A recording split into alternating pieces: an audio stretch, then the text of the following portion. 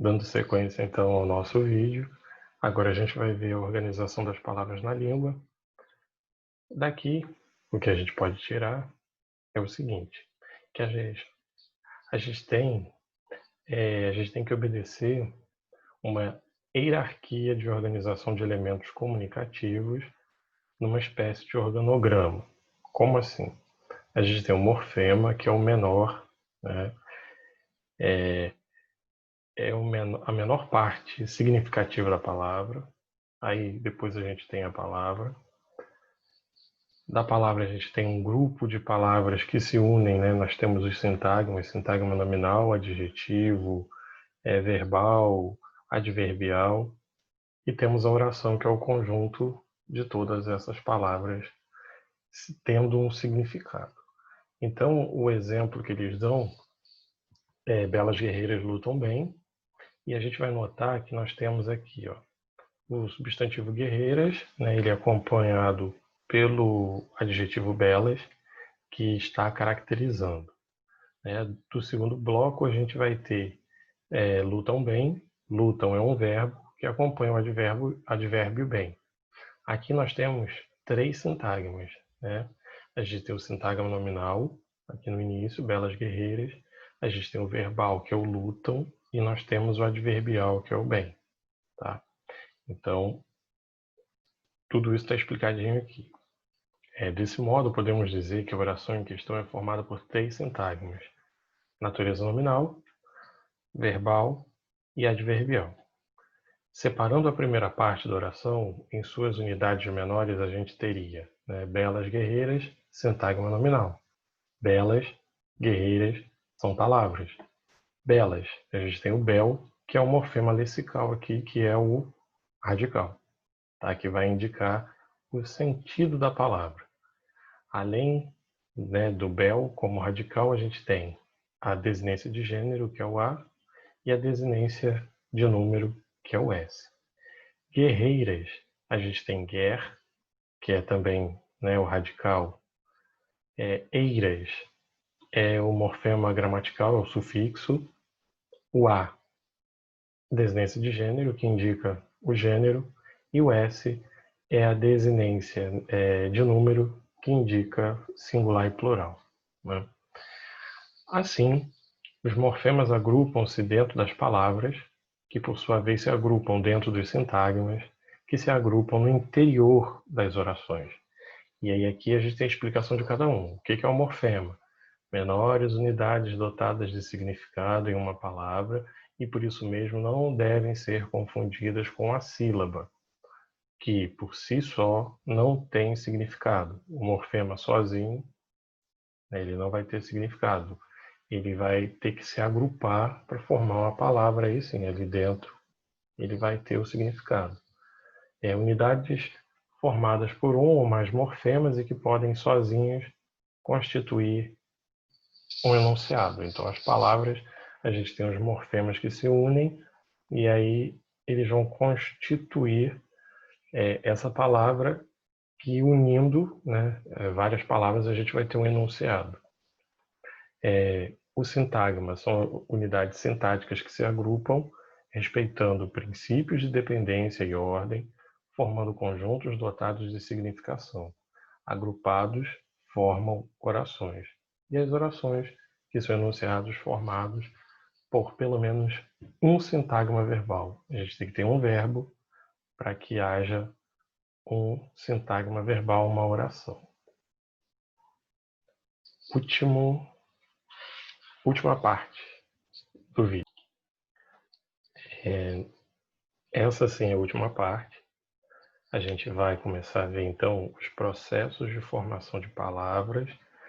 A gente vai começar a estudar como as palavras são formadas em língua portuguesa, tá?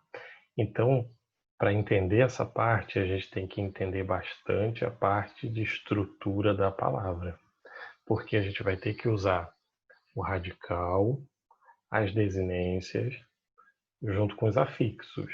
Né? Então, aqui a gente vai ter essa união dos afixos, sufixos, prefixos e sufixos, radicais e suas desinências. Então, A gente vai começar vendo aqui, né? A linguagem que usamos no nosso dia a dia, ela está constantemente sofrendo influências de toda sorte. Então, a gente nota que hoje em dia várias palavras elas são construídas, né, principalmente na área da tecnologia, na área da moda, tá aqui, ó, na área da estética, né? Então, essas novas palavras elas são criadas para atender a essas necessidades culturais, científicas e de comunicação em geral. Por quê? Porque a gente sabe que a nossa língua ela é um objeto vivo, ela se renova, ela se modifica sempre, tá? Então, a gente vai ver aqui, ó, produtos de limpeza, alimentação, novas tecnologias, né? Tudo isso, tudo isso vai exigir a demanda de novas palavras, tá? Então, como a gente vai formar a palavra? Aqui, ó. Primeiro, alguns processos de formação de palavras, né, ocorrem com frequência exatamente para a criação de neologismos. E aí a gente vem aqui para ver o que é um neologismo. Ó. O neologismo é o nome dado à criação de novas palavras construídas pelos diferentes processos de formação existentes na língua, ou seja, podem ser palavras derivadas ou compostas, formadas de outras já existentes ou não.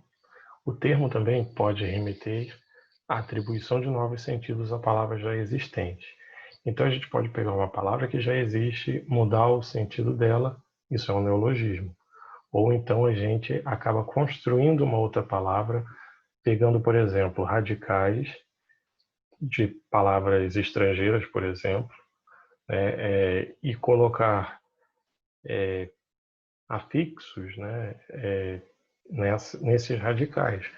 Como a gente pode ver na área da tecnologia, a gente tem muitos verbos que são feitos a partir de palavras, né, por exemplo, scanner, escanear, delete, deletar, tuitar. Então são palavras que já existiam, né, na língua inglesa, só que aí nós acabamos derivando essas palavras com palavras em português, com partes, né, com afixos, com desinências aqui do português, tá? E a primeira que a gente vai ver é a composição, que é a mais tranquila, tá? A composição é o processo mais comum de formação de palavras e se dá pela junção de dois radicais diferentes. Então a gente vai ter dois radicais que se juntam formando uma só palavra. Ó, duas regras podem ser consideradas na formação de palavras por composição. Primeiro deve-se levar em conta que somados os radicais vão apresentar um novo significado, isso aqui é importante, ó. Os radicais somados vão apresentar um novo significado, diferente daquele que tinham separadamente. Segundo, os elementos constituintes de uma palavra composta não podem ser substituídos por sinônimos. Não há sinônimos para palavras compostas. Por exemplo, vamos pensar no caso de aguardente e guarda-chuva, tá? Aguardente é formado pelos radicais água e ardente. Água é substantivo, ardente é um adjetivo formado a partir do verbo arder, tá? E guarda-chuva é formado pelos radicais guarda, terceira pessoa do singular do verbo guardar, e chuva, que é um substantivo. Observe que nos dois casos buscou-se utilizar palavras que remetem ao sentido final do composto, quer dizer, água que queima, aguardente, né? Ou água porque arde quando desce pela garganta. Quem não sabe, aguardente é a cachaça, né? E proteger-se, guardar-se da chuva. Note que não poderíamos usar sinônimos aqui, dizendo, por exemplo, água queimante, água fervente, ou guarda-garoa, guarda-tempestade, guarda-trovão. Tá? Então não há sinônimos. Estando as duas regras confirmadas, sabemos que aqui houve, então, formação por composição. Isso é importante para a gente saber se aquela palavra realmente ela é composta, né, ou por aglutinação ou por justaposição, que é o que a gente vai ver agora, né? No primeiro caso de aguardente, a gente tem composição por aglutinação, porque elas se aglutinam, quer dizer, elas se juntam, elas se unem e vai ocorrer uma perda de fonema entre elas. A aglutinação vocês devem estudar em química, né, que a gente tem substâncias aglutinadas, né, quando elas se aglutinam, quer dizer, elas se misturam, elas se juntam. É o que acontece com a composição por aglutinação, tá? Enquanto no segundo processo, né, que é o processo de composição por justaposição, justaposição é uma do lado da outra. Isso significa que não vai haver, na verdade, uma perda de fonema, né? A gente vai ouvir direitinho ali um radical e o outro radical. Vamos então ver mais a fundo a aglutinação. A gente tem aqui, ó, neste caso, a fusão de dois ou mais radicais, porém com duas características. Perda, isso é bom a gente lembrar, da tonacidade original dos componentes. Então, por exemplo, se existir até uma sílaba tônica, né, o acento vai ser apenas único, vai ser um só, né? Por exemplo, a videoaula, né, o vídeo ele vai perder a sílaba tônica no vi, não vai ser mais videoaula, né, vai ser videoaula. Então aí no caso vai, se eu não me engano, é só no ao, né? Videoaula, isso. Então só ao que vai ter a sílaba tônica, tá? E em alguns momentos também a gente tem a exclusão de fonemas. Quer dizer, exclusão, a gente vai retirar o fonema daquele radical. São exemplos de composição por aglutinação. A gente tem planalto, tá? Planalto é plano alto. Então aqui, ó, a gente tirou o O, tá? O fonema O saiu, ficou planalto. Aguardente. A gente perdeu aqui o som de um A, que era água ardente. Virou aguardente. Um som só. E perdeu também a sílaba tônica do A, tá? Aguardente. Ficamos só com a sílaba DEM como sílaba tônica da palavra. Bom, nos processos de aglutinação, a união dos elementos formadores muda a tonicidade das palavras, suprime, perde, né? Ou modifica os fonemas que participam da composição, por exemplo.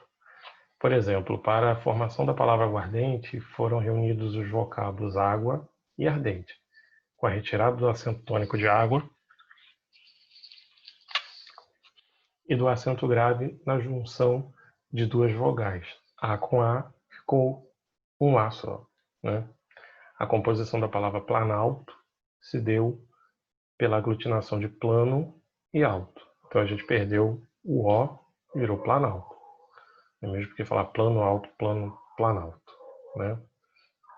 E aqui a composição por justaposição é uma do lado da outra. Então, por esse processo, dois radicais se juntam, normalmente ligados por um hífen, há umas exceções aí também, mantendo cada uma sua integridade morfológica, quer dizer, não há perda entre eles.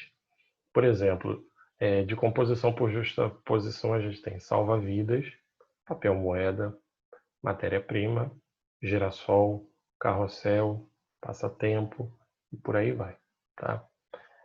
A individualidade dos componentes das palavras formadas por justaposição é preservada e perceptível na pronúncia, quer dizer, cada radical tem sua sílaba tônica. Você fala papel, moeda, matéria, prima. Então mantém ali a sílaba tônica de cada palavra, tá? Porém, o que classifica a tonicidade da palavra composta é o seu último radical. Salva-vidas, por exemplo, é uma palavra paroxítona. Por quê? Porque eu falo vi, é mais forte. Então ali eu não vou falar salva-vidas, é salva-vidas. Então ela vai ser classificada como paroxítona. Isso é muito importante a gente lembrar, tá? Então, ó, anotem aí, isso aqui é importante, tá? Tonicidade. No contexto da linguística, né, que a gente sabe que é a parte da, vamos dizer assim, da língua portuguesa que vai estudar a língua, né, os usos da língua, etc. Então, é característica das sílabas ou de letras cuja pronúncia, né, a tonicidade, é destacada de uma palavra, o acento daquela palavra.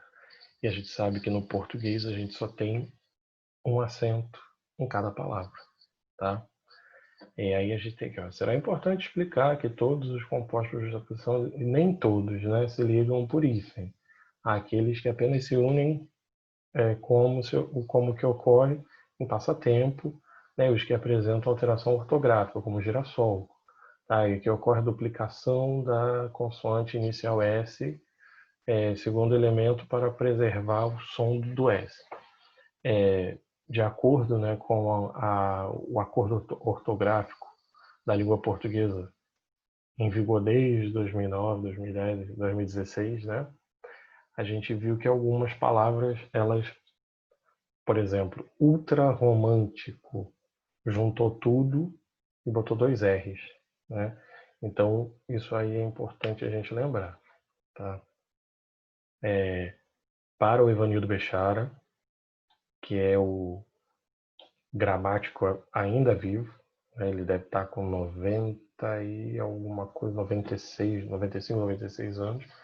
O Evanildo Bechara, ele vai dizer o seguinte, que os casos mais comuns de composição, eles vão partir dessas categorias de palavras. Então a gente vai ter substantivo mais substantivo, substantivo mais adjetivo ou vice-versa, quer dizer, adjetivo mais substantivo, adjetivo com adjetivo, pronome com substantivo, numeral com substantivo, advérbio, adjetivo ou verbo, então tem um advérbio com adjetivo, um advérbio com verbo. Verbo com verbo ou verbo com preposição e verbo. Verbo com substantivo, verbo com advérbio. E aí a gente vai ver o seguinte, quando a gente for passar essas palavras para o plural, tá? As palavras que vão para o plural são aquelas que realmente são variáveis, como é o caso do substantivo, adjetivo, tá? Agora, quando não forem como advérbio e verbo, aí a palavra também não vai, tá? Então a primeira lá, ó, peixe-espada, homem-bomba, samba-canção, obra-prima, belas artes, amor perfeito, surdo-mudo. Então aqui tem alguns exemplos, tá bom? Então a gente termina aqui, fechamos a unidade 7, tá? Aproveitando aí que a gente teve um monte de aula perdida não, né? Não vamos dizer que foi perdida, mas a gente acabou não tendo várias aulas por causa de revisão, por causa de avaliação e etc. Então eu optei para a gente hoje dar uma adiantada não, a gente entrar na verdade no eixo, né? Espero que vocês tenham gostado. Até a próxima. Tchau, tchau.